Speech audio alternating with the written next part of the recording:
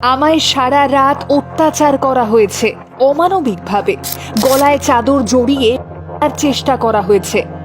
যিনি বলছেন তার নাম অঙ্কনা রায়, আর তার এই একটা পোস্টে তোলপাড় নির্দুনিয়া। তিনি লিখেছেন, এই বছর জানুয়ারি মাসে তার বিয়ে হয়, কিন্তু এই মুহূর্তে তিনি তার মায়ের সঙ্গে তার বাড়িতেই থাকেন। মাত্র এই কটা মাসেই তার নতুন জীবন ভেঙে গুড়িয়ে গিয়েছে, কারণ বিয়ের পর থেকেই শ্বশুরবাড়িতে অকথ্য মারধর, মানসিক নির্যাতনের শিকার হতে হয়েছে তাকে। তার স্বামীর একাধিক বিবাহ বহির্ভূত সম্পর্ক তিনি ধরে ফেলেছিলেন। 7-8 জন ছেলের সঙ্গে ঘুরতে যেতে চাননি, এটাই তার দোষ। আর জানেন এই দোষের শাস্তি কি? সারা রাত ধরে তাকে মারধর করা হয়েছে, চাদর জড়িয়ে মেরে ফেলার চেষ্টাও হয়েছে। আমি জানি আপনি শিউরে উঠছেন। তাহলে ভাবুন, সেই রাতটা এই মেয়েটার জীবনে কত বড় বিভীষিকা ছিল। ভোরে খবর পেয়ে তার মা গিয়ে মেয়েকে ফিরিয়ে নিয়ে আসেন। এই মুহূর্তে তিনি তার চুল কেটে ফেলেছেন।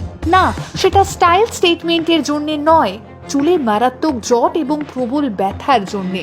মেয়েটি এই মুহূর্তে তার স্বামীর বিরুদ্ধে আইনি মামলা লড়ছেন। না, এটা কোনো একজনের গল্প নয়। একটু চোখ রাখলেই আমাদের আশেপাশে এইরকম ঘটনা প্রায়শই চোখে পড়ে, কিন্তু অনেকের ক্ষেত্রেই ওই নরক যন্ত্রণাটা ছেড়ে বেরিয়ে আসার সুযোগ বা সাহসটা থাকে না, যেটা রয়েছে এই মেয়েটির মধ্যে। অনেককেই শুনতে হয় মানিয়ে নেওয়ার কথা। অনেক মেয়ের মা বাবাই বলেন, এত খরচা করে বিয়ে দেওয়া হয়েছে, ফিরে এলে লোকে কি বলবে? ফিরে এলে একজনের বাড়তি খরচ কিভাবে সামাল দেওয়া যাবে? কাউকে আবার বলা হয় ছেলেদের ওই রকম একটু দোষ থাকে, মানিয়ে নিতে হয়। আর এই কথাগুলোই একটা মেয়ের জীবনের সমস্যাকে আরো অনেকটা বাড়িয়ে তোলে। কিন্তু কেন বলুন তো? এই ছেলেদের একটু এরকম দোষ থাকে না, সবার নয় অবশ্যই, তবুও এই কথাটা একটা মেয়েকে শুনে তাকে মানিয়ে নিতে হবে কেন? কেন সেই ছেলেটিকে নিজের ভুল সংশোধন করে নিতে বলা হবে না? মেয়ে হয়ে জন্ম নিয়ে যেমন কেউ আলাদা কিছু করেনি, তেমনি সেও ছেলে বলে তার দোষকে আড়াল করে দেওয়া হবে, এটা একেবারেই কাম্য নয় নিশ্চয়ই। কেন সব ক্ষেত্রে একটা মেয়েকেই মানিয়ে নিয়ে চলার কথা বলা হয় আজও? আছে সেই উত্তরটা। আর রইল লোকে কি বলবে। লোক রয়েছে সমালোচনার জন্যে। যারা মেয়েকে বলেন লোকে কি বলবে এই ভেবে সব অত্যাচার মেনে নিয়ে থেকে যেতে, মেয়ের বড় কোনো ক্ষতি হয়ে গেলে সেই সব লোকজন কিন্তু মিথ্যে সহানুভূতি দেওয়া ছাড়া আর বিশেষ কিছুই করে না, করবে না।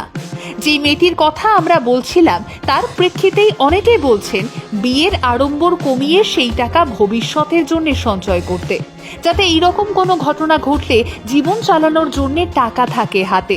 একেবারে এই মন্তব্য সমর্থনযোগ্য। একটি মেয়ের নিজের টাকা হোক বা বাবার, সেটা ভবিষ্যতের জন্য রাখা অনেকটা বেশি শ্রেয়। কিন্তু এর পাশাপাশি এটাও বলার, এবার অন্তত প্রতিটি মেয়ে আরো অনেকটা বেশি দৃঢ় হোক। বাড়ি থেকে বিয়ের চাপ এলেই উল্টো দিকের মানুষটাকে না চিনে বিয়ের পিঁড়িতে বসার মতো ভুল সিদ্ধান্ত নেওয়া এবারে একটু থামুক বরং।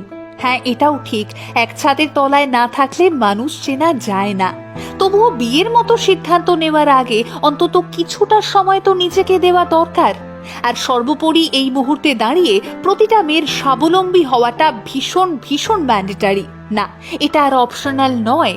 অনেকে বলেন শ্বশুরবাড়ি খারাপ হলেও যার হাত ধরে একটা মেয়ে নতুন জীবনে পা রাখছে, সে যদি ভালো হয় তাহলেই সব খারাপের সঙ্গে লড়াইটা করা যায়। কিন্তু যদি সেই মানুষটাই খারাপ হয়? তাই যার সঙ্গেই এরকম ঘটনা ঘটেছে, বেরিয়ে আসুন।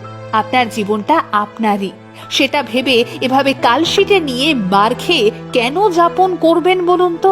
অনেক তো হলো, এবারে বাঁচতে চেয়েই দেখুন না একবার।